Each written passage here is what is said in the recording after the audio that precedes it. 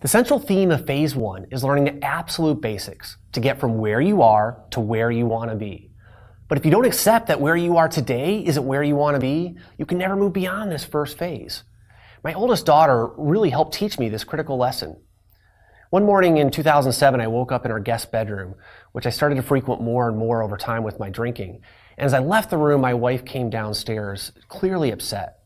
She proceeded to tell me that my daughter Brianna, who recently turned 5, thought I was going to die and that I had to talk to her. Initially, I was really angry and I just assumed my wife was lying, but I knew I still had to talk to her. Brianna shared with me that she had a feeling that I was going to die and that she didn't know where or what it came from. Not only that, but it was clear that she was truly upset about this. It wasn't coming from her mother. What also struck me about this is death was something that she had virtually no exposure to, especially up to this point in her life. No family members, pets, or friends had even died, and we had really kept her protected from movies and TV. So death was a concept she barely had been exposed to at this young age. Yet she was overcome by this feeling, it was clear.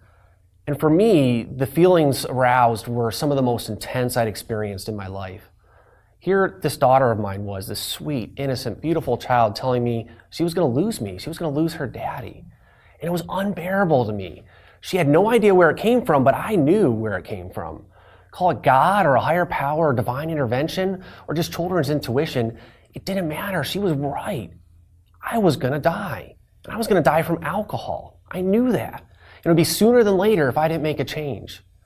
I had always believed that I was a good, if not a great father, even with the drinking.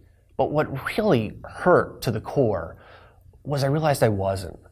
Not because my drinking might take away my daughter's father, because it already had. My drinking had already taken away her father.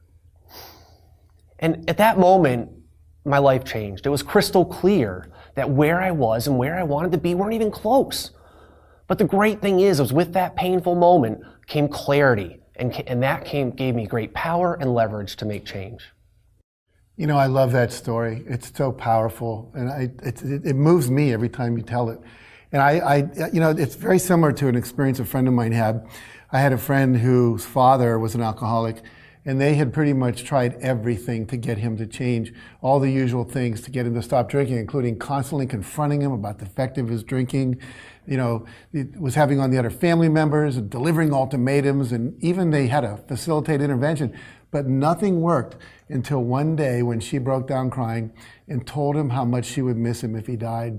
And that vulnerable, transparent, deep sharing about her fear of loss is what finally got him to stop and go into rehab. You know, whatever it takes, at some point, something occurs that makes you realize you have to get out of denial and face what isn't working. You have to really face and experience your own pain and the pain you're causing others, and not continue to numb it out with alcohol or drugs, because it just doesn't work. It's only a temporary reprieve from the pain, the anxiety, or the fear, but it's not a real solution.